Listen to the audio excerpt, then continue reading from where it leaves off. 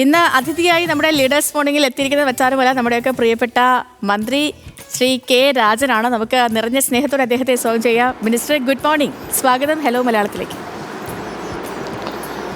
Good morning sir. Good morning minister, breakfast ഒക്കെ കഴിഞ്ഞോ? ഇല്ല, ബ്രേക്ക്ഫാസ്റ്റ് വന്നപ്പോഴേക്കും നമ്മുടെ ന്യൂസ് മലയാളംകാർ എത്തിയിട്ടുണ്ട്. അപ്പോൾ നിങ്ങളുടെ എഡിറ്റോറിയൽ ശബ്ദത്തിലേക്കല്ല പരിപാടിയിലേക്കൊന്ന് കടന്നതിന് ശേഷമാകാം എന്ന് വിചാരിച്ചാണ്. രാവിലെ തന്നെ നമ്മുടെ പ്രകൃതി ദുരന്തങ്ങളുമായി ബന്ധപ്പെട്ട ചില കേന്ദ്രങ്ങളിലൊക്കെ ഒന്ന് പോയി തിരിച്ചെത്തിയതേ ഉള്ളൂ. അപ്പോൾ സുഖകരമായിട്ടുള്ള ഒരു പ്രഭാതം ശുഭദിനവും ആശംസിക്കുന്നു ആദ്യം. ഓക്കെ മിനിസ്റ്റർ, അപ്പോൾ ഞാൻ ചോദിച്ചത്, ഇപ്പോൾ ഈ ഒരു വിവാദ വിഷയം എന്ന് പറയുന്നത് ഇപ്പോൾ കേരള സർക്കാർ ഗവർണർ പോരാണ്. നമുക്കറിയാവുന്ന പോലെ ആരിഫ് മുഹമ്മദ് ഖാൻ, കേരള ഗവർണറായിരുന്ന ആരിഫ് മുഹമ്മദ് ഖാൻ, അദ്ദേഹം ഈ തെരുവിലിറങ്ങി SFI കുട്ടികളെയൊക്കെ വെല്ലുവിളിച്ച് നമ്മൾ കണ്ടു. അന്ന് നമുക്ക് അതൊക്കെ ഒരു കൗതുകവുമായിരുന്നു. ഒരു ഗവർണർ എങ്ങനെയാണ് ഇങ്ങനെയൊക്കെ ആവുക എന്നൊക്കെ നമ്മളൊരു അങ്ങനെ ചർച്ചകളൊക്കെ പോയിരുന്നു. പക്ഷേ അതിനുശേഷം വന്ന രാജേന്ദ്ര അർലേക്കർ, അദ്ദേഹം ഈ നല്ലൊരു സമീപനമാണ് സർക്കാരുമായി തുടക്കത്തിലൊക്കെ സ്വീകരിച്ചത്. പക്ഷേ അതിനും അപ്പുറം അർലേക്കർ എന്ന് പറയുന്ന അദ്ദേഹം ഒരു പ്യുവർ ഒരു RSSകാരനാണ്. ഗവർണർ ഇപ്പോൾ ആർക്ക് വേണ്ടിയാണ് ഈ ഭാരതാംബയെ സ്ഥാപിച്ചിരിക്കുന്നത് എന്നുള്ളതാണ് ചോദ്യം. എന്തിനാകും മിനിസ്റ്റർ ഇങ്ങനെ ഒരു ബോധപൂർവമായ വിവാദങ്ങൾ ഉണ്ടാക്കുന്നത്? സ്വാഭാവികമായിട്ടും ഇപ്പോൾ കാണാൻ കഴിയുന്നൊരു പ്രശ്നം, നമ്മുടെ മാധ്യമങ്ങൾ ചർച്ച ചെയ്യുന്നത് പോലെ ഏതെങ്കിലും വിധത്തിലുള്ള ഒരു പോര് സർക്കാർ ഉണ്ടാക്കിയതല്ല. ഗവർണർ സർക്കാർ പോര് എന്ന് പറയുന്നൊരു വിഷയത്തിലേക്ക് ഏതെങ്കിലും വിധത്തിലുള്ള സർക്കാരിൻ്റെ മുൻകൈയോ അത്തരത്തിലുള്ളൊരു പോരുണ്ടാക്കാനുള്ള ഏതെങ്കിലും സാഹചര്യമോ സർക്കാർ സൃഷ്ടിച്ചതല്ല. വളരെ ബോധപൂർവമായി യഥാർത്ഥത്തിൽ ഇന്ന് കാണുന്ന ഏറ്റവും പ്രധാനപ്പെട്ട ഒരു വസ്തുത, നമ്മുടെ രാജ്യത്തെ എല്ലാ സംസ്ഥാനങ്ങളിലും പ്രത്യേകിച്ച് BJP വിരുദ്ധ ആശയം ഉയർത്തിപ്പിടിക്കുന്ന സംസ്ഥാനങ്ങളിലെ ഗവർണർമാർ പലയിടങ്ങളിലും നിയമസഭയിൽ പാസാക്കിയ ബില്ലുകളോടുള്ള സഹിഷ്ണുത ഉൾപ്പെടെ ആരംഭിച്ചാൽ നിയമസഭകളോടും സർക്കാരുകളോടും തമ്മിലുള്ളൊരു യുദ്ധം പ്രഖ്യാപിക്കുകയാണ്. അതൊരു ഫെഡറൽ സ്റ്റേറ്റിന് തീരെ ഗുണകരമായിട്ടുള്ള ഒരു കാര്യമല്ല. ഇവിടെ യഥാർത്ഥത്തിൽ പ്രശ്നമുണ്ടാകുന്നത് ഇതുവരെ കേട്ടുപരിചയമില്ലാത്ത വിധത്തിൽ ഒരു ചിത്രം ചൂണ്ടിക്കാണിച്ച് ഇത് ഭാരതാംബയുടെ ചിത്രമാണെന്ന് സ്ഥാപിച്ച് അതിനു മുമ്പിൽ നിലവിളക്ക് കൊളുത്താതെ ഒരു പരിപാടിക്കും തുടക്കം കുറിക്കാനാകില്ല എന്ന ഷാഢ്യത്തോടു കൂടിയുള്ള നിലപാട് കേരളത്തിൻ്റെ ഗവർണറും രാജ്ഭവനും എടുത്തതാണ്. ഞങ്ങൾ ഇത്രയേ പറഞ്ഞിട്ടുള്ളൂ, കേരളം ഇന്ത്യയുടെ മുമ്പിൽ ഭരണഘടന ഉയർത്തിപ്പിടിക്കുന്ന മതനിരപേക്ഷതയുടെ എക്കാലത്തെയും കാവലാളാണ്. ഇന്ത്യ രാജ്യത്തിൻ്റെ വിവിധ സംസ്ഥാനങ്ങളിൽ വർഗീയ പ്രശ്നങ്ങളെല്ലാം ഉണ്ടാകുമ്പോഴും കേരളം ഉയർത്തിപ്പിടിക്കുന്ന മതനിരപേക്ഷതയുടെ ഒരു സന്ദേശമുണ്ട്. ആ സന്ദേശത്തെ ബോധപൂർവം തകർക്കാനുള്ള ഏതു തീരുമാനം ഉണ്ടായാലും ഒരു കാരണവശാലും ഒരു സന്ധിയും ഉണ്ടാകില്ല. ഏതെങ്കിലും വിധത്തിലുള്ള ഭരണകാര്യങ്ങളിൽ ഒരു ബില്ലുമായി ബന്ധപ്പെട്ട ചർച്ചയിൽ അതിൽ വിട്ടുവീഴ്ചകൾ ഉണ്ടാകേണ്ട കാര്യങ്ങളിലൊക്കെ നമുക്കാകാം. പക്ഷേ അടിസ്ഥാനപരമായിട്ടുള്ള ഭരണഘടനാ മൂല്യങ്ങളിൽ ഒരു വിട്ടുവീഴ്ചയ്ക്കും കേരളത്തിലെ ഗവൺമെൻറ് തയ്യാറല്ല. അത് മതനിരപേക്ഷതയുടെ സംരക്ഷണമെന്ന വലിയ ഉത്തരവാദിത്വം ഞങ്ങൾക്കുണ്ട് എന്ന ധാരണയുടെ അടിസ്ഥാനത്തിൽ ഞങ്ങൾ പറയുന്നതാണ്. അതുകൊണ്ട് കേവല ഗവർണർ പോരല്ല, ഗവർണർ ഭരണഘടനാപരമായി പാലിക്കേണ്ട മര്യാദകളും മാന്യതകളും ഉയർത്തിപ്പിടിക്കേണ്ട ഭരണഘടനാ മൂല്യങ്ങളുമുണ്ട്. അത് ഉയർത്തിപ്പിടിക്കുന്നത് കൊണ്ടാണ് ഗവർണറുള്ള രാജ്ഭവനെയും ഗവർണറെയും ഞങ്ങൾ ബഹുമാനിക്കുന്നത്. അങ്ങനെയുള്ള നടപടിക്രമങ്ങളിൽ നിന്ന് ഗവർണർ പുറകോട്ട് പോയാൽ ആ വിധത്തിൽ ഭരണഘടനയുടെ മൂല്യങ്ങളെ സംരക്ഷിക്കാനുള്ള ഉത്തരവാദിത്വത്തിൽ നിന്ന് ഞങ്ങൾ പുറകോട്ട് പോകാൻ തയ്യാറല്ല. അത് തന്നെയേ ഉള്ളൂ ഇപ്പോൾ സർക്കാരും ഗവർണറും തമ്മിലുള്ള പ്രശ്നം. യെസ് ഗവർണർ, മിനിസ്റ്റർ, ഇപ്പോൾ ഈ സർക്കാരും പ്രതിപക്ഷവും ചേർന്ന് ഒരു കെട്ടുകഥ പ്രചരിപ്പിക്കുന്നു എന്നാണ് ഗവർണർ അർലേക്കർ പറയുന്നത്. കാവി ഇപ്പോൾ എല്ലാ കാലത്തും ഇന്ത്യയെ പ്രതിനിധീകരിക്കുന്ന നിർമ്മാണമാണെന്നൊക്കെയാണ് അദ്ദേഹം ഇന്നലെ ദേശീയ മാധ്യമത്തോട് പറഞ്ഞത്. അപ്പോൾ അങ്ങനെയാണെങ്കിൽ ഈ ഗവർണർക്ക് എന്തെങ്കിലും ഒരു പൊളിറ്റിക്കൽ അജണ്ടയുണ്ട്, അങ്ങനെ നമ്മൾ സംശയിക്കേണ്ടതുണ്ടോ മിനിസ്റ്ററെ? അല്ല, ഉറപ്പായിട്ടും അങ്ങനെ ഒരു അജണ്ടയുണ്ട്. രാജ്യം സ്വാതന്ത്ര്യത്തിലേക്ക് പോകുമ്പോൾ ഇന്ത്യയുടെ ദേശീയ പതാകയുടെ നിറം കാവിയാകണം എന്ന് ആരാണോ പ്രചരിപ്പിച്ചത് എന്ന് ചരിത്രത്തിൻ്റെ രേഖകളിൽ കൃത്യമല്ലേ. കാവി കൊടി പിടിക്കുകയും റിപ്പബ്ലിക് അംഗീകരിക്കാത്ത ഒരു ഭൂപടത്തിൻ്റെ മുമ്പിൽ ഒരു സിംഹത്തിൽ ചാരി നിൽക്കുകയും ചെയ്യുന്ന ദേശീയ പതാകയെ ആരാണ് ബഹുമാനപ്പെട്ട ഗവർണർക്ക് പരിചയപ്പെടുത്തിയത് എന്ന് അദ്ദേഹം തന്നെ പറയണം. ഇന്ത്യയുടെ ഭരണഘടനയിലോ ഭരണഘടനാപരമായിട്ടുള്ള സ്ഥാപനങ്ങളിലോ ആരെപ്പോഴാണ് കാവിക്കൊടി പിടിച്ചു നിൽക്കുന്ന റിപ്പബ്ലിക്കൻ ഇന്ത്യയുടെ ഭൂപടമല്ലാത്തൊരു ഭൂപടത്തിനോട് ചേർന്ന് നിൽക്കുന്ന ഒരു ഭാരതാംബയെ അദ്ദേഹത്തിന് പരിചയപ്പെടുത്തിയത് എന്ന് പറയേണ്ടത് അദ്ദേഹമാണ്. ഭാരതാംബ എന്ന സങ്കല്പത്തിനോടല്ല, മറിച്ച് അതിനെ ഒരു RSS വൽക്കരിക്കാൻ അല്ലെങ്കിൽ ഏതെങ്കിലും വിധത്തിലുള്ള ഒരു വിഭാഗത്തിൻ്റെ ഭാഗമാക്കി മാറ്റാൻ കേരളത്തിൻ്റെ ഗവർണർ ഇടപെടാൻ പാടില്ല. ഒരു ഭരണഘടന മതനിരപേക്ഷ മൂല്യങ്ങളെ പ്രദാനം ചെയ്യുന്ന ഒരു ഭരണഘടന അംഗീകരിക്കുകയും ഭരണഘടനയുടെ ഭാഗമായി മാത്രം നിലനിൽക്കുകയും ചെയ്യുന്ന ഒരു ഗവർണർ രാജ്ഭവനിൽ ഇന്ത്യൻ റിപ്പബ്ലിക് അംഗീകരിക്കാത്ത ഒരു ഭൂപടത്തെ പ്രദർശിപ്പിക്കുന്നത് എങ്ങനെയാണ്? അതാണ് ചോദ്യം. എന്തുകൊണ്ടാണ് ഗവർണർ ഉണ്ടാകുന്നത്? ഗവർണർ വേണോ എന്ന കാര്യത്തിൽ വ്യത്യസ്തമായിട്ടുള്ള അഭിപ്രായമുള്ളവരാണ് കമ്മ്യൂണിസ്റ്റുകാർ.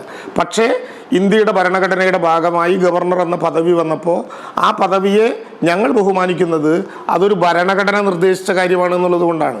അതുകൊണ്ട് ആ ഭരണഘടന നിർദ്ദേശിക്കുന്ന ഭൂപടവും ആ ഭരണഘടന നിർദ്ദേശിക്കുന്ന മൂല്യങ്ങളും ആ ഭരണഘടന നിർദ്ദേശിക്കുന്ന ചിഹ്നങ്ങളുമായിരിക്കണം ഭരണഘടനയുടെ ഭാഗമായിട്ടുള്ള രാജ്ഭവനിൽ പ്രദർശിപ്പിക്കാൻ. ഞാൻ നേരത്തെ ഞങ്ങളെല്ലാവരും പറഞ്ഞു, രാജേന്ദ്ര വിശ്വനാഥ് അതിൽ തർക്കവുമില്ല. കാരണം ഇപ്പൊ നമ്മൾ ഈ സ്കൂളിൽ പഠിക്കുമ്പോൾ ഒക്കെ ഗാന്ധി ജയന്തി ദിനത്തിലും മറ്റുമൊക്കെ ഭാരതാംബയുടെ പ്രതീകങ്ങൾ, ഇന്ത്യൻ പതാക ഏന്തിയ ഭാരതാംബ, അതൊരു ഒഫീഷ്യൽ ഐക്കൺ അല്ലെങ്കിൽ പോലും അതിനെ അംഗീകരിക്കുന്നുണ്ട്. പക്ഷേ ഇവിടെ ഈ ദേശീയ പതാകയും ഇന്ത്യൻ മാപ്പും ആ കാവിക്കൊടിയും അതിൻ്റെ ഒന്നും അടിസ്ഥാനമാണ് മനസ്സിലാകാത്തതും. ഇപ്പോൾ മിനിസ്റ്ററെ മറ്റൊരു കാര്യം എന്ന് പറഞ്ഞത്, ഇതിലിപ്പോൾ മന്ത്രി പ്രോട്ടോകോൾ ലംഘിച്ചു എന്നൊരു പ്രസ്താവനയൊക്കെ രാജ്ഭവൻ ഇറക്കിയിട്ടുണ്ട്. പക്ഷേ അപ്പോഴും ചിത്രം മാറ്റില്ല എന്ന നിലപാടിൽ ഉറച്ചു തന്നെ നിൽക്കുകയാണ്. അപ്പോൾ ഇങ്ങനെ രാജ്ഭവൻ ഒരു നിലപാട് മാറ്റില്ല എന്നൊരു സമീപനം സ്വീകരിച്ചാൽ ഇവിടെ ഇനി എങ്ങനെയാണ് സർക്കാർ പരിപാടികൾ നടത്താനാവുക?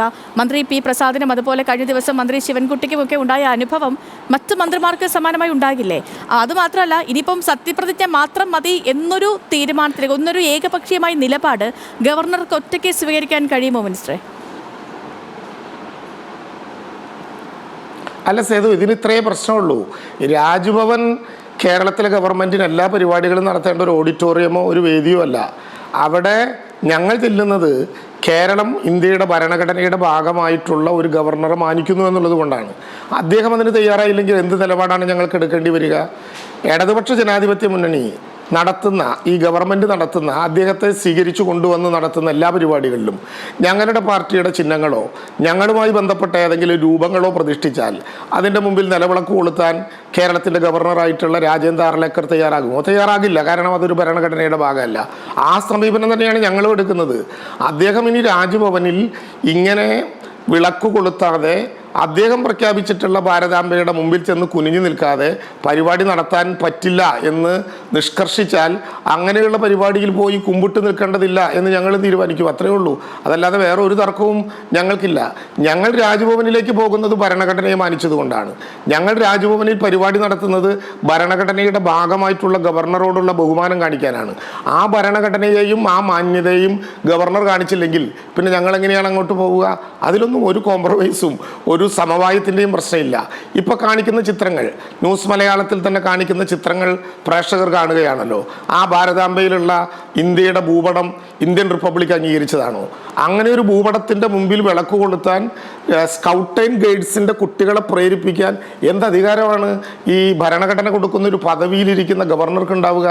സത്യത്തിൽ ഭരണഘടനയോട് നിഷേധാത്മകമായിട്ടുള്ള നിലപാട് സ്വീകരിച്ചത് ഭരണഘടനാ സ്ഥാപനമായ രാജ്ഭവനാണ്. രാജ്യവിരുദ്ധ മുന്നണികളെ എന്നൊക്കെ പറഞ്ഞ് ഭാരതാംബയുടെ ചിത്രം വെച്ചൊരു പുഷ്പാർച്ചന ഇന്നിപ്പോൾ സെക്രട്ടേറിയറ്റിന്റെ മുന്നിൽ ഈ വി മുരളീധരന്റെ നേതൃത്വത്തിലൊക്കെ ഉദ്ഘാടനം നടത്തുകയും ഒക്കെ ചെയ്യുന്നുണ്ട്. അപ്പം BJP മറ്റൊരു നരേറ്റീവ് സൃഷ്ടിക്കാൻ കൂടി ശ്രമിക്കുന്നുണ്ട്. ഇപ്പോൾ ഭാരതാംബയെ അംഗീകരിക്കാത്തവരാണ് ഇടത് മുന്നണി അല്ലെങ്കിൽ സർക്കാർ. ആ തരത്തിലൊരു നരേറ്റീവിനൊക്കെ സൃഷ്ടിക്കാൻ ശ്രമം നടത്തുന്നുണ്ട് BJPയുടെ ഭാഗത്ത് നിന്ന്. അല്ല, ഞാൻ പറഞ്ഞല്ലോ, കേന്ദ്രമന്ത്രിയല്ലാത്ത വി മുരളീധരനോ BJPയുടെ നേതൃത്വത്തിനോ അവരുടെ പാർട്ടി ഓഫീസിലോ സെക്രട്ടേറിയറ്റിലോ തെരുവിലോ വെച്ച് ഏതു ചിത്രത്തിൻ്റെ മുമ്പിലും പിന്നെ പുഷ്പാർച്ചന നടത്താനുള്ള അനുവാദം ഉണ്ടല്ലോ. ജനാധിപത്യം നന്നായി സൂക്ഷിക്കുന്ന ഒരു സംസ്ഥാനമാണല്ലോ കേരളം. പല സംസ്ഥാനങ്ങളിലും ചില ആളുകൾക്ക് അത് ചെയ്താൽ അടിച്ചോടിപ്പിക്കുന്ന നിലപാട് ഗവൺമെൻറ് തന്നെ എടുക്കുന്ന സ്റ്റേറ്റ് സ്പോൺസേഡ് ടെററിസം നമ്മൾ കണ്ടിട്ടുണ്ട്. കേരളത്തിൽ അതില്ല. എല്ലാവർക്കും വിശ്വസിക്കാനും ജനാധിപത്യ അവകാശങ്ങൾ പുലരാനും പറ്റുന്നൊരു നാടായതുകൊണ്ട് എവിടെയും ആ പുഷ്പാർച്ചന നടത്താൻ അവർക്ക് അധികാരമുണ്ട്. പക്ഷേ ഞാൻ അതുകൊണ്ടാണ് പറഞ്ഞത്, രാജേന്ദ്ര വിശ്വനാഥ് ആർലേക്കർക്കും പുഷ്പാർച്ചന നടത്താം, പക്ഷേ അത് രാജ്ഭവനിൽ പറ്റില്ല. കാരണം രാജ്ഭവൻ ഒരു ഭരണഘടനാ സ്ഥാപനമാണ്. അദ്ദേഹം ഒരു വ്യക്തി എന്ന നിലയിൽ എവിടെയും ഏത് വിശ്വാസവും ഉറപ്പിക്കാം.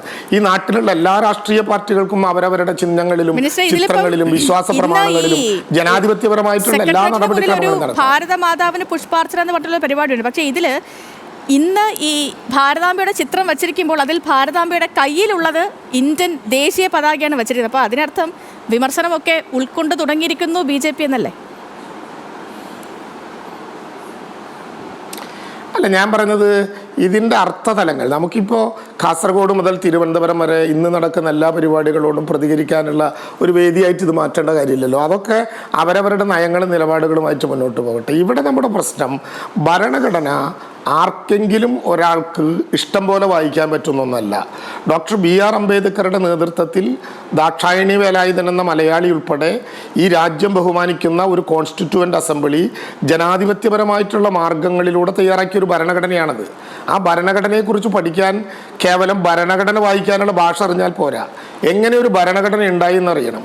ആ ഭരണഘടന ഉണ്ടാക്കുമ്പോൾ കോൺസ്റ്റിറ്റ്യൂവൻ്റ് അസംബ്ലിയിലെ ദേശാഭിമാനികളായിട്ടുള്ള അംഗങ്ങൾ ഏത് വികാരത്തിൻ്റെ അടിസ്ഥാനത്തിലാണ് ആ ഭരണഘടന ഉണ്ടാക്കിയതെന്ന് മനസ്സിലാക്കണം. ആ ഭരണഘടനയിലേക്ക് വരാൻ ഒരു രാജ്യം ചിന്തിയ ചോരയും അതിനുവേണ്ടി നടത്തിയ ത്യാഗപൂർണമായിട്ടുള്ള സമരങ്ങളും പഠിക്കണം. അത് പഠിച്ചാലേ ഭരണഘടന വായിക്കാൻ പറ്റൂ. ഭരണഘടന ഭാഷ ഉപയോഗിച്ച് വായിക്കാൻ പറ്റുന്ന ഒന്നല്ല. ഭരണഘടന നാടിൻ്റെ സ്വാതന്ത്ര്യത്തിന് വേണ്ടി സമാനതകളില്ലാതെ നടത്തിയ ഒരു ജനതയുടെ വികാരങ്ങളിൽ നിന്ന് വായിക്കണം.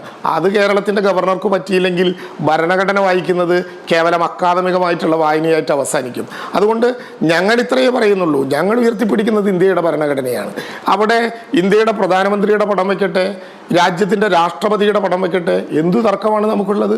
ഞങ്ങളെല്ലാം രാജ്ഭവനിലെ വിവിധങ്ങളായിട്ടുള്ള പരിപാടിയിൽ പോകുമ്പോൾ ഇന്ത്യയുടെ പ്രധാനമന്ത്രിയുടെയും ഇന്ത്യയുടെ പ്രസിഡന്റിൻ്റെയും പടങ്ങൾ അവിടെ വയ്ക്കും. അത് നമ്മളെല്ലാവരും ഇന്ത്യയിലെ 143 കോടി ജനങ്ങൾക്കും ബാധകമായിട്ടൊന്നാണ്. തെരഞ്ഞെടുപ്പിൽ തർക്കമുണ്ടെങ്കിലും അതാണ് ഇന്ത്യയുടെ പ്രധാനമന്ത്രി, അതാണ് ഇന്ത്യയുടെ രാഷ്ട്രപതി, ഒരു തർക്കവും ആ കാര്യത്തിലില്ലല്ലോ.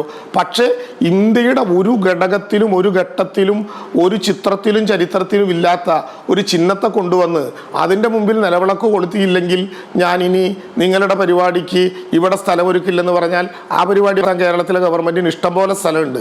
അങ്ങനെ പേടിയൊന്നും ഗവൺമെൻറ്റിനില്ല. ഗവൺമെൻറ്റിനെ ധനകാര്യ വിധത്തിൽ ഒറ്റപ്പെടുത്തിക്കൊണ്ട് ഭീഷണിപ്പെടുത്തുന്നത് പോലെ ഗവർണർ ഈ തരത്തിലുള്ള തങ്ങളുടെ സങ്കല്പത്തിന് മാത്രം അടിയറ വെക്കണം എന്ന് വാശി പിടിച്ചാൽ ഞങ്ങളങ്ങനെ പേടിക്കുന്നവരല്ല. അത് ഈ നാട്ടിലെ എല്ലാവർക്കും അറിയാം. ഇടതുപക്ഷ ജനാധിപത്യ മുന്നണി ഉയർത്തിപ്പിടിക്കുന്ന മതനിരപേക്ഷതയുടെയും മാനവികതയുടെയും പതാകയുമായി കേരളത്തിലെ ജനങ്ങളുടെ മുമ്പിലേക്ക് ഞങ്ങൾ പോകും. അവിടെ ഞങ്ങൾക്ക് പങ്കെടുക്കാൻ പറ്റിയ ഇഷ്ടംപോലെ ഇടങ്ങൾ, മതനിരപേക്ഷ ഇടങ്ങൾ ഞങ്ങൾക്കുണ്ട്. സേതു, നമുക്ക് എല്ലാവർക്കും ഉണ്ട്. ഒരു ഭീതിയും അക്കാര്യത്തിൽ ഞങ്ങൾക്കില്ല. ഞാൻ പറഞ്ഞല്ലോ, ഗവർണറുമായിട്ടൊരു തർക്കവും ഇല്ല. ഞങ്ങൾ ഗവർണറോട് പറയുന്നത് നിങ്ങളിരിക്കുന്ന ഭരണഘടനാ സ്ഥാപനത്തിൻ്റെ മാന്യത നമുക്ക് ഉയർത്തിപ്പിടിക്കണം. തലമുറകളോടുള്ള ബാധ്യതയാണത്. നമുക്ക് ഏതെങ്കിലും കേവലമായിട്ടുള്ളൊരു താല്പര്യത്തിൽ നിന്നുകൊണ്ട് നമ്മുടെ വിശ്വാസം സംരക്ഷിച്ചു എന്ന് പറയാനുള്ള ആത്മവിശ്വാസത്തിൻ്റെ പ്രശ്നമല്ല. വരാൻ പോകുന്ന തലമുറകളെ ഭരണഘടനയും സ്വാതന്ത്ര്യ സമരത്തിൻ്റെ ചരിത്രവും അതുയർത്തിപ്പിടിക്കുന്ന മൂല്യങ്ങളും പഠിപ്പിക്കാൻ ബാധ്യസ്ഥരായിട്ടുള്ളൊരു ഭരണഘടനയുടെ വക്താവ് ഭരണഘടനയുടെ വിരുദ്ധമായിട്ടുള്ളൊരു ആശയം പ്രകടിപ്പിച്ചാൽ, അങ്ങനെ ഭരണഘടനയ്ക്കെതിരായിട്ടുള്ളതാണ് രാജ്ഭവനെങ്കിൽ അവിടെ പോകണോ എന്നുള്ള കാര്യത്തിൽ ഞങ്ങൾ തീരുമാനമെടുക്കും. ഒരു കോംപ്രമൈസും ഈ കാര്യത്തിൽ ഉണ്ടാകും എന്നാരും പ്രതീക്ഷിക്കരുത്. ക്ലിയർ ആണ് മിനിസ്റ്റർ. ഇപ്പം മറ്റേ കേന്ദ്രമന്ത്രി ജോർജ് കുര്യൻ്റെ കൂടെ പ്രസ്താവന വരുന്നുണ്ട്, ഗവർണർക്ക് രാജ്ഭവനിൽ എന്ത് തീരുമാനിക്കാം എന്നുള്ളത് ഗവർണറുടെ മാത്രം കാര്യമാണ്, അതിൽ മറ്റാരും ഇടപെടേണ്ട എന്ന്. അങ്ങനത്തെ പ്രതികരണങ്ങൾ കൂടി വരുന്നുണ്ട്. മിനിസ്റ്റർ, ഞാൻ മറ്റ് വിഷയങ്ങളിലേക്ക് കൂടെ കടക്കുകയാണെങ്കിൽ, ഇപ്പോൾ നിലമ്പൂരിൽ വിധി അറിയാൻ ഇനിയിപ്പോൾ മണിക്കൂറുകളുടെ മാത്രം കാത്തിരിപ്പേ ഉള്ളൂ. ഇടത് മുന്നണിയുടെ വിജയപ്രതീക്ഷ എത്രത്തോളമാണ്?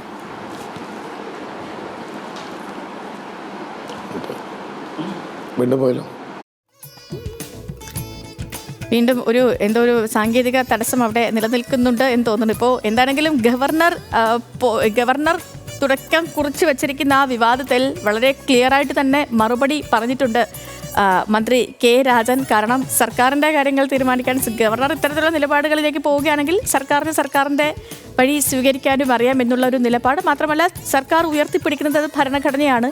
ഭരണഘടന ചെയ്യാത്തതൊന്നും ചെയ്യില്ല എന്നുള്ള കാര്യം അദ്ദേഹം വളരെ ക്ലിയർ ആയിട്ട് പറയുകയുമാണ്. മിനിസ്റ്ററെ, കേൾക്കാമെങ്കിൽ ഇനിയിപ്പോൾ ഞാൻ ചോദിച്ചത് മറ്റ് വിഷയങ്ങളിലേക്കൂടെ കടന്നാൽ, നിലമ്പൂരിൽ ഇനിയിപ്പോൾ വിധി അറിയാൻ മണിക്കൂറുകൾ മാത്രമേ ഉള്ളൂ. ഇടതു മുന്നണിയുടെ വിജയപ്രതീക്ഷ എത്രത്തോളമാണ് എന്നായിരുന്നു.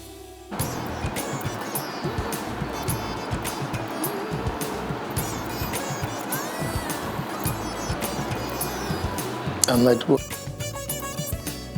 ശരി, അവിടെ എന്തോ ഒരു സാങ്കേതിക പ്രശ്നം നിലനിൽക്കുന്നുണ്ടെന്ന് തോന്നുന്നു. ഞാൻ ചോദിക്കുന്നത് അദ്ദേഹത്തിന് കേൾക്കാൻ കഴിയുന്നില്ല.